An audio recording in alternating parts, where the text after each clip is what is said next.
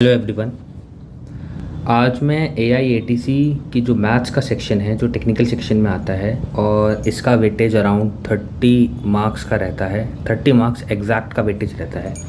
इसका मैं preparation strategy और क्या क्या सिलेबस है, क्या क्या इसमें कहाँ कहाँ से क्वेश्चंस आते हैं, कौन से सेक्शन इंपॉर्टेंट है, कौन से सेक्शन उतने इंपॉर्टेंट नहीं है, उन सब के बारे में मैं डिस्कशन करूँगा आज, ताकि आपको अपनी प्रिपरेशन में हेल्प मिल सके और आप फोकस कर सकें कि कौन सा सेक्शन हमारा इंपॉर्टेंट है और कौन सा सेक्शन हमारा इंपॉर्टेंट नहीं है।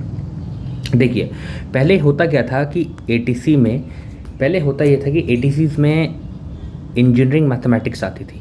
इंजीनियरिंग मैथमेटिक्स मतलब जो बीटेक के बच्चे हैं उनको पता होगा कि उन्होंने फर्स्ट ईयर में और सेकेंड ईयर में मैथ्स पढ़ी होती है, और सिमिलरली जो BSc वाले स्टूडेंट्स रहते हैं उन्होंने भी मैथ्स पढ़ी होती है। तो पहले इसका सिलेबस ये था, लेकिन अब ये सिलेबस नहीं आता है 2018 के बाद से, यानी जो 2021 में एग्ज़ाम हुआ है वहाँ से इन्होंने 10+2 लेवल की मैथ्स इंक्लूड कर दी है।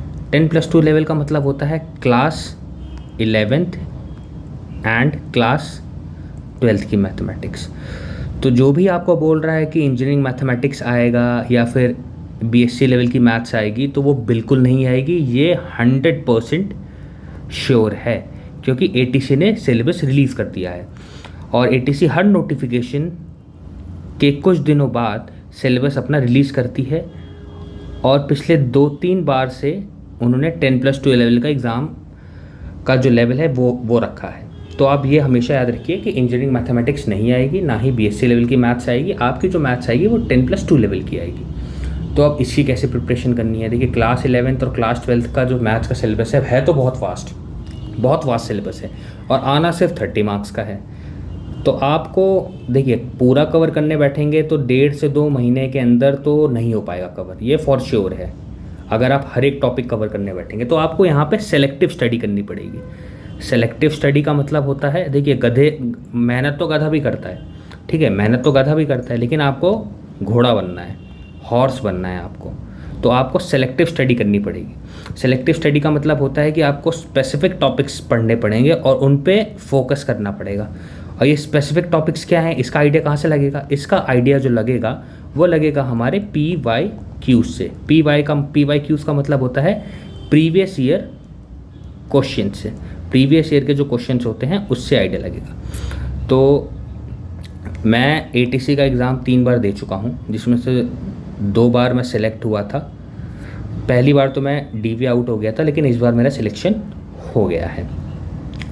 तो 3 बार देने के बाद मुझे ये लगा कि जो क्लास 12th का सिलेबस है वो ज़्यादा इम्पॉर्टेंट है as compare to class 11th syllabus.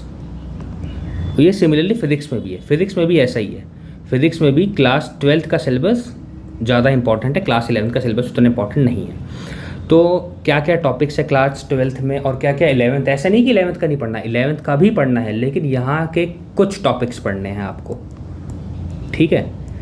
तो उसी का मैं डिस्कशन करूँगा आज। और नीचे मैंने सिलेबस का ये जो JEE का निकाला है मैंने सिलेबस, क्योंकि इसका जो सिलेबस है, और देखिए ATC वालों ने तो सिर्फ 10+2 का दे रखा है, उसमें कुछ मेंशन नहीं कौन से चैप्टर्स हैं, वो कहाँ से आएंगे, क्या क्या उनमें टॉपिक्स आएंगे। तो मैंने JEE मेन का सिलेबस निकाल रखा है। यही जो टॉपिक है, इनमें जो टॉपिक्स कवर अप हो रखे हैं उन्हीं को आप प्रिपरेशन करिएगा, और उनमें से मैं बता रहा हूँ कि कौन कौन से टॉपिक्स आपको करने हैं। तो चलिए इसके बारे में हम डिस्कशन आगे फर्दर कंटिन्यू करते हैं। तो जैसे पहला टॉपिक है सेट रिलेशंस एंड फंक्शंस। ये मतलब बहुत इंपॉर्टेंट टॉपिक है, बहुत ज़्यादा इंपॉर्टेंट टॉपिक है, क्योंकि लास्ट 3 ईयर्स में आप देखेंगे तो इससे करीबन 2 से 3 क्वेश्चंस आए हैं हर year. Every year there are 2 or 3 questions which are coming from this topic only. तो सबसे इंपॉर्टेंट इसमें टॉपिक कौन सा है? पहली बात तो रिलेशंस का, कि कौन सा रिलेशंस है। वो आपको 3 सेट दे देंगे, उसमें फिर आपको पूछेंगे कि ये इक्विवेलेंस रिलेशन है, या फिर क्या बोलते हैं फंक्शंस के बारे में पूछ लेंगे, 1-1 फंक्शन है या इनटू फंक्शन है या ऑन टू फंक्शन है, इन सब के बारे में पूछ लेंगे। तो इनकी आप प्रैक्टिस पक्का कर लीजिएगा, ठीक है। देखिए, complex numbers and quadratic equation से अभी तक कोई क्वेश्चन नहीं आया है, अगर आया भी है तो बहुत आसान आया है, बहुत ईजी क्वेश्चन आए हैं इससे, तो इसको आप उतना फोकस से मत पढ़िएगा। मैट्रिक्स एंड डिटर्मिनेंट्स बहुत इंपॉर्टेंट टॉपिक, ये भी रिलेशन एंड फंक्शंस की तरह है। इसमें डिटर्मिनेंट्स का आपको देखिए रैंक वगैरह तो नहीं आता है, रैंक वगैरह नहीं पूछता है, ठीक है। पूछेगा तो इन्वर्स पूछेगा या फिर जो इनकी प्रॉपर्टीज़ होती हैं, प्रॉपर्टीज से क्वेश्चंस आते हैं। देखिए प्रॉपर्टीज से क्वेश्चंस यहाँ भी आते हैं और प्रॉपर्टीज से क्वेश्चंस यहाँ भी आते हैं। प्रॉपर्टीज से आपको पूछेगा कि जो डिफरेंट प्रॉपर्टीज़ हैं उससे क्वेश्चंस आ जाएंगे कि डिटर्मिनेंट्स की प्रॉपर्टीज से पूछ लेगा, ये पूछ लेगा एडजॉइंट ऑफ मैट्रिक्स का रैंक पूछ लेगा, ये सब पूछ लेगा आपसे। उसके बाद आपको ये टेस्ट ऑफ कंसिस्टेंसी और सॉल्यूशन ऑफ लीनियर इक्वेशंस ये भी कर लीजिएगा, ये भी इंपॉर्टेंट टॉपिक है, ठीक है। उसके बाद एरिया ऑफ ट्राइंगल आपको पता है प्रॉपर्टीज ऑफ डिटर्मिनेंट से निकलता है। टाइप्स ऑफ मैट्रिसेस पूछ लेगा आपसे, ठीक है, ये सारी चीज़ें पूछ लेगा। परम्यूटेशन एंड कॉम्बिनेशन से भी क्वेश्चन अच्छे आते हैं और इसको आप कवर अप कर लेंगे, अगर इसको अच्छे से कर लेंगे तो प्रोबेबिलिटी का 60% सिलेबस आपका कंप्लीट है। तो परम्यूटेशन एंड कॉम्बिनेशन भी आप अच्छी तरीके से कर लीजिएगा। मैथमेटिकल इंडक्शंस नहीं आता है, इसको आप स्किप कर दीजिएगा। बाइनोमियल थ्योरम का अभी तक एक क्वेश्चन भी नहीं आया है तो उसको भी आप स्किप कर दीजिएगा। पर अगर आपके पास टाइम है तो आप देख सकते हैं, लेकिन ये मैथमेटिकल इंडक्शन तो नहीं आता, लेकिन आप ये स्किप कर दीजिएगा, ठीक है। अगर आपको टाइम है तो आप ये पढ़ लीजिएगा, नहीं तो ये तो स्किप कर दीजिएगा। सीक्वेंस एंड सीरीज से एज सच अभी तक तो कोई क्वेश्चन नहीं आया है। 2-3 बेसिक फॉर्मूलेज हैं कि sum of series, sum of AP, GP, ये फॉर्मूलेज और एचपी, ये फॉर्मूलेज, इनके फॉर्मूलेज आप देख लीजिएगा बस। और हाई लेवल क्वेश्चन तो बिल्कुल मत करिएगा। अब उसके बाद आता है लिमिट, कॉन्टिन्यूटी एंड डिफरेंशिएबिलिटी। ये इंपॉर्टेंट टॉपिक है। देखिए जो इंपॉर्टेंट टॉपिक है उनको मैं 3 स्टार से मार्क कर दे रहा हूँ, उनको आपको बहुत अच्छी तरीके से फोकस करना है। ये इंपॉर्टेंट टॉपिक है। इसमें आता है प्रॉपर्टी बेस्ड कि रियल वैल्यूड फंक्शंस क्या होते हैं, अलजेब्रा फंक्शंस की पूछ लेंगे। उसके बाद ट्रिग्नोमेट्रिक, लॉगरिथमिक फंक्शंस की और एक्सपोनेंशियल फंक्शंस की कॉन्टिन्यूटी डिफरेंशिएबिलिटी के बारे में पूछ लेंगे। इन्वर्स के पूछ लेंगे। ग्राफ्स नहीं आता है। ग्राफ्स अगर आप करेंगे तो उससे क्या है, लिमिट्स में आपको और कॉन्टिन्यूटी में आपको हेल्प मिल जाएगी, लेकिन नॉर्मल रूल से करेंगे आप, अगर जो सिलेबस में इंक्लूडेड हैं उससे आप करेंगे तो ग्राफ्स की आपको इतनी ज़रूरत नहीं पड़ेगी। डिफरेंशिएशन आप पढ़ लीजिएगा, डिफरेंस का, प्रोडक्ट का, कोशेंट रूल जो होता है डिफरेंशिएशन में वो कर लीजिएगा। ट्रिग्नोमेट्रिक और inverse trigonometric, logarithmic, exponential, composite और इम्प्लिसिट फंक्शंस का डिफरेंशिएशन आपको देखना पड़ेगा। Rolle's and Lagrange's mean value theorem, ये भी बहुत इंपॉर्टेंट है, ये भी बहुत इंपॉर्टेंट है, इससे भी क्वेश्चंस आते हैं। रेट चेंज ऑफ क्वांटिटीज़ के आप कर लीजिएगा, सिंपल क्वेश्चंस। और रही बात मोनोटॉनिक और इंक्रीजिंग एंड डिक्रीजिंग फंक्शन, तो ये इतना इंपॉर्टेंट नहीं है। मैक्सिमम मिनिमम ये इंपॉर्टेंट है, मैक्सिमम मिनिमम कर लीजिएगा पक्का से आप, ठीक है। अब उसके बाद आता है इंटीग्रल कैलकुलस, ये भी ट्रिपल स्टार, बहुत इंपॉर्टेंट टॉपिक। मतलब जो ट्रिपल स्टार है उनसे आप समझ लीजिए 2 से 3 क्वेश्चन आते हैं। अब इंटीग्रल आपको कौन कौन से करने हैं, नॉर्मल जो फंडामेंटल इंटीग्रल्स हैं जहाँ पे algebraic, trigonometric, exponential, logarithmic functions के जितने भी फॉर्मूलेज हैं वो सारे आप रट लीजिएगा। देखिए इसमें 2-3 फॉर्मूलेज ऐसे हैं जो थोड़े लंबे हैं, जो थोड़े लंबे फॉर्मूलेज हैं, तो उनको आप नोट्स बना के उनके फॉर्मूलेज की रोज़ आप रिवाइज करिए, ठीक है। और ये जो फंक्शंस हैं ये स्टैंडर्ड फंक्शंस हैं, इनमें क्या वैल्यूज़ पुट करनी है, एक्स की जगह हम क्या वैल्यू पुट करें, एक्स की जगह हम कॉस की वैल्यू पुट करें, कॉस थीटा डालें, या एक्स की जगह हम सेक थीटा डालें, ये सारे स्टैंडर्ड फंक्शंस हैं ट्रिग्नोमेट्री के। इनके फॉर्मूलेज भी गिवन रहते हैं और इनको सॉल्व कैसे करना है ये एनसीईआरटीज़ में दिए होते हैं। आप अगर एनसीईआरटी से आपको अच्छी बुक पे करना है तो आप आर.एस. अग्रवाल ले लीजिए, वहाँ पे सारी चीज़ें मेंशन्ड है, तो ये पक्का कर लीजिएगा। उसके बाद प्रॉपर्टीज़ ऑफ डिफरेंट इंटीग्रल्स से भी बहुत इंपॉर्टेंट टॉपिक है। इवैल्यूएशन ऑफ डिफरेंट इंटीग्रल्स ये भी कर लीजिएगा आप। और इसके बाद area bounded by simple curves, इससे एक क्वेश्चन तो हर साल आया है, एक क्वेश्चन हर साल आ रहा है, एवरी ईयर, ठीक है। डिफरेंशियल इक्वेशंस भी इम्पॉर्टेंट है, इससे भी एक क्वेश्चन आता ही आता है, एक क्वेश्चन इससे भी आता है। तो सिंपल जो फॉर्मूलेज है करीबन जैसे डिफरेंट मेथड्स होते हैं इसमें, वेरिएबल सेपरेबल मेथड, ठीक है, और एक होता है होमोजीनियस फंक्शंस का मेथड, ये सारी चीज़ें आप पढ़ लीजिएगा। सारी चीज़ें आर.एस. अग्रवाल से आती हैं, आर.एस. अग्रवाल में सब कुछ मेंशन है, वहाँ से आप पढ़ लीजिएगा, ये भी इंपॉर्टेंट टॉपिक है। कोऑर्डिनेट ज्योमेट्री भी इम्पॉर्टेंट है। देखिए आज इस बार 2023 में तो कोऑर्डिनेट ज्योमेट्री के आई थिंक 1 या 2 क्वेश्चन आए थे, लेकिन 2021 में और 22 में कोऑर्डिनेट ज्योमेट्री के क्वेश्चन अच्छे अमाउंट में आए थे।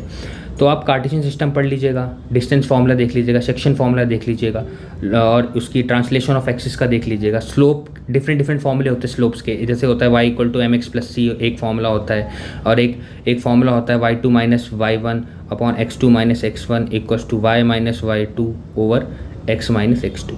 ऐसे करके डिफरेंट फार्मूलेज होते हैं, वो देख लीजिएगा आप। स्ट्रेट लाइन में आप देख लीजिएगा डिफरेंट इक्वेशंस क्या होती हैं, इंटरसेक्शंस ऑफ लाइंस क्या होते हैं, एंगल बिटवीन टू लाइंस, ये सब देख लीजिए। कंडीशन फॉर कॉन्करेंसी, इससे बहुत क्वेश्चन आता है। अगर स्ट्रेट लाइन से क्वेश्चन आएगा तो ये कंडीशन पूछेगा कि कॉन्करेंसी की कंडीशन, आप कॉन्करेंसी की आपको कंडीशन दी रहेगी और आपसे वहाँ पे एक वैल्यूज पूछ लेगा। सपोज करिए ए की वैल्यू पूछ लेगा, बी की वैल्यू। तो जब आप क्वेश्चन लगाएंगे आर.एस. अग्रवाल में, आपको खुद ही आइडिया लग जाएगा।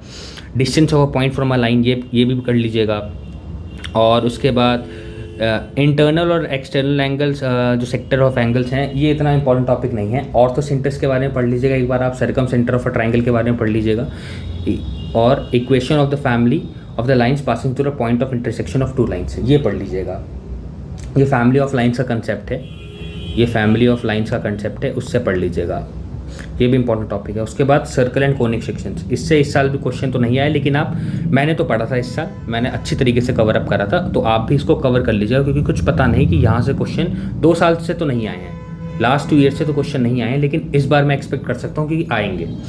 तो ये सारे टॉपिक्स हैं, इनका आप पढ़ लीजिएगा। सिर्फ इक्वेशंस पढ़नी है आपको, स्टैंडर्ड इक्वेशंस पढ़नी है, और जो जनरल फॉर्म ऑफ इक्वेशंस होते हैं, उसका रेडियस कैसे कैलकुलेट करते हैं, सेंटर कैसे कैलकुलेट करते हैं, इक्वेशन ऑफ सर्कल क्या होती है जब आपको and points of a diameter given होते हैं, points of intersection of a line and a circle पढ़िएगा, ठीक है। और उसके बाद कंडीशन जो होती है स्लोप की और टेंजेंसी की, ये कंडीशंस पढ़ लीजिएगा। 3 डायमेंशन ज्योमेट्री में अगर हम देखें तो coordinates of a point in a space, the distance between 2 point, section formula, directions ratios, direction cosines, ये इंपॉर्टेंट है, बहुत ज़्यादा इंपॉर्टेंट है, direction ratios and direction cosines. इससे आप देखेंगे तो बहुत क्वेश्चन आ रखे हैं 2-3 सालों में। एंगल बिटवीन 2 इंटरसेक्शन लाइन्स, ये पढ़ लीजिएगा। स्क्यू लाइन का कंसेप्ट पढ़ लीजिएगा, शॉर्टेज डिस्टेंस का कंसेप्ट पढ़ लीजिएगा। इनके आप क्वेश्चन लगाएंगे, सिमिलर पैटर्न के क्वेश्चन होते हैं, ये भी आपका आर.एस. अग्रवाल से कवर हो जाएगा, ये भी देख लीजिएगा। अब उसके बाद आती है वेक्टर अलजेब्रा, ये भी बहुत इंपॉर्टेंट टॉपिक है। देखिए ये 3 स्टार, साथ साथ कोऑर्डिनेट ज्योमेट्री भी 3 स्टार। वेक्टर अलजेब्रा से पढ़ लीजिएगा। वेक्टर स्केलर्स क्या होते हैं, एडिशन ऑफ वेक्टर्स कैसे होगा, कंपोनेंट्स वेक्टर का 2 डायमेंशन में कैसे होता है और 3 डायमेंशन स्पेस में कैसा होता है, स्केलर एंड वेक्टर प्रोडक्ट कर लीजिएगा। ट्रिपल प्रोडक्ट कर लीजिएगा, ट्रिपल प्रोडक्ट से भी क्वेश्चन आते हैं, ये कर लीजिएगा। स्टैटिस्टिक्स एंड प्रोबेबिलिटी से, देखिए प्रोबेबिलिटी तो बहुत इंपॉर्टेंट है, प्रोबेबिलिटी तो बहुत इंपॉर्टेंट है। अगर आपने परम्यूटेशन एंड कॉम्बिनेशन कर रखा है, अगर आपने पीएनसी कर रखा है तो प्रोबेबिलिटी का आपका 60% सिलेबस तो कंप्लीट है। उसके बाद आपको सिर्फ बचता है Bayes theorem, Bernoulli's trials, binomial distribution बनता है, probability distribution of a random variable बनता है। देखिए बेयस थ्योरम यहाँ लिखा है, ये आप कर लीजिएगा, ठीक है। प्रोबेबिलिटी भी इंपॉर्टेंट है। स्टैटिस्टिक्स में आप जो मीन, मोड और मीडियन के जो फॉर्मूलेज होते हैं वो देख लीजिएगा, बस, इससे ज़्यादा कुछ नहीं आएगा। ट्रिग्नोमेट्री, ऑब्वियस सी बात है, ट्रिग्नोमेट्री बहुत इंपॉर्टेंट टॉपिक है। इसके सारे फॉर्मूले, जितने फॉर्मूलेज हैं इसके, कन्वर्जन से लेके जितने भी फॉर्मूलेज हैं, इन्वर्स ट्रिग्नोमेट्री के फॉर्मूलेज जो हैं वो भी आप कर लीजिएगा, ठीक है। इन्वर्स ट्रिग्नोमेट्री के फॉर्मूले, ये भी बहुत इंपॉर्टेंट टॉपिक है, बहुत इंपॉर्टेंट टॉपिक है, ये भी कर लीजिएगा। मैथमेटिकल रीजनिंग नहीं आता है, ये नहीं आता है। तो देखिए इतना ही है, ज़्यादा नहीं है। आप सेलेक्टिव स्टडी करेंगे तो आराम से 1.5 से 2 महीने में हो जाएगा। जो मैंने यहाँ पे बताए हैं टॉपिक्स, उन टॉपिक्स पे आप ज़्यादा फोकस करिएगा, और जब ये सारी चीज़ें आपकी कवर अप हो जाएं तो जो कम इंपॉर्टेंट टॉपिक्स हैं आपको अपनी फर्दर नॉलेज के लिए आप पढ़ सकते हैं। लेकिन मैं सजेस्ट नहीं करूँगा कि आप सारी चीज़ें पढ़ें, क्योंकि देखिए आपको पता है कि ज़्यादा क्वेश्चंस 12th क्लास से आएंगे, तो इस पे ज़्यादा फोकस करिएगा, ठीक है। तो यही सब है। और देखिए ये सब मैंने आपको बता ही दिया ट्रिग्नोमेट्री, मैथमेटिकल रीजनिंग के बारे में, ठीक है। तो सिलेबस मैंने डिस्कस कर दिया है। प्रिपरेशन स्ट्रैटेजी क्या रहेगी, प्रिपरेशन स्ट्रैटेजी भी बता देता हूँ मैं। पहले आप कोई भी 1 शॉट वीडियो उठाइए, 1 शॉट वीडियो उठाइए यूट्यूब से, उसके आप लेक्चर देखिए, फिर आप आर.एस. अग्रवाल पे स्विच करिए, वहाँ से आप क्वेश्चंस उठाइए और क्वेश्चन सॉल्व करिए उस टॉपिक के। स्पेसिफिक टॉपिक्स उठाइएगा सिर्फ आप, सारे टॉपिक्स पर तो उठाएगा, और सारे क्वेश्चंस नहीं करने आर एस अग्रवाल के, बहुत मोटी बुक है, बहुत थिक बुक है ये, तो आपको सारे क्वेश्चंस नहीं करने हैं। आपको देखने हैं कि आपने सपोज़ करिए इंटीग्रेशन में उठाया एक टॉपिक, इंटीग्रेशन में आपने देखा कि आपने पार्शियल फ्रैक्शन उठाया, तो पार्शियल फ्रैक्शन से आप 6-7 जो स्टैंडर्ड क्वेश्चन है वो कर लीजिए, ठीक है। ऐसे करके करिएगा। जब आपकी सपोज़ करिए इंटीग्रेशन आपका टॉपिक हो गया है, तो कोई भी आप टेस्ट सीरीज़ एक बाय कर लीजिए, आपको जो सही लगता है टेस्ट सीरीज़ बाय कर लीजिए। जैसे टेक्स्ट बुक की टेस्ट सीरीज़ आती है, मैंने तो वही बाय करी थी, आप उसको बाय कर लीजिएगा। नहीं तो अड्डा की आती है, मैंने अड्डा की तो बाय नहीं करी थी एज सच, अड्डा 247 की आती है, मैंने टेक्स्ट बुक की ली थी, तो मैं उसी से प्रैक्टिस करता था। तो टेक्स्ट बुक की सीरीज़ बाय करके यहाँ पे आप सेक्शनल टेस्ट होता है, सेक्शनल टेस्ट जाइए, और उसमें भी चैप्टर वाइज टेस्ट होता है, चैप्टर वाइज टेस्ट लगाइए, ठीक है। फिर आपको वहाँ से आइडिया लग जाएगा। देखिए, कोई मैं प्रमोशन नहीं कर रहा हूँ कि टेक्स्ट बुक अच्छा है या बुरा है, मैंने स्पेसिफिकली इससे तैयारी करी थी, टेक्स्ट बुक की मैंने मॉक्स लगाए थे, तो वहाँ से देख सकते हैं। आपको ये अच्छा लगता है तो लगाइए, नहीं तो आप डिफरेंट प्लेटफॉर्म्स हैं, आप खुद देख सकते हैं, बहुत सारे प्लेटफॉर्म्स हैं, वहाँ से आप चेक कर सकते हैं। तो वन शॉट लेक्चर देखिए पहले यूट्यूब पे, उसके बाद आर एस अग्रवाल के थोड़े बहुत क्वेश्चंस प्रैक्टिस करिए, उसके बाद आप क्या करिए, टेस्ट सीरीज़ उठाइए, टेस्ट सीरीज़ में आप चैप्टर वाइज टेस्ट लगाइए, तो आपको खुद ही एनालिसिस लग जाएगा कि कैसे कैसा है। जब चैप्टर वाइज टेस्ट सीरीज़ हो जाए तो आप पहली बात तो चैप्टर टेस्ट वगैरह लगाने से पहले आप यहाँ पे जब रहेंगे आप, तो PYQs भी देख लीजिएगा। सबसे पहले तो PYQs को फोकस करके स्टडी करिएगा कि PYQs कैसे आ रखे हैं, किस लेवल के आ रखे हैं, ठीक है।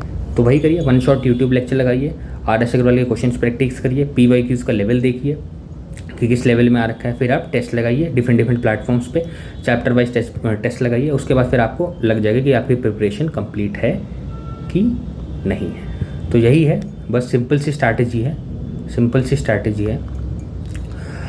देखिए, नोटिफिकेशन आएगा, और ये नहीं पता लेकिन किस डेट में आएगा, लेकिन नोटिफिकेशन आएगा ज़रूर। तो आप प्रिपरेशन करते रहिए, डिफरेंट टॉपिक्स की, नॉन टेक्निकल की भी साथ में प्रिपरेशन करते रहिए। तो इतना ही है, बस सिंपल सी स्ट्रैटेजी है। Okay, thank you.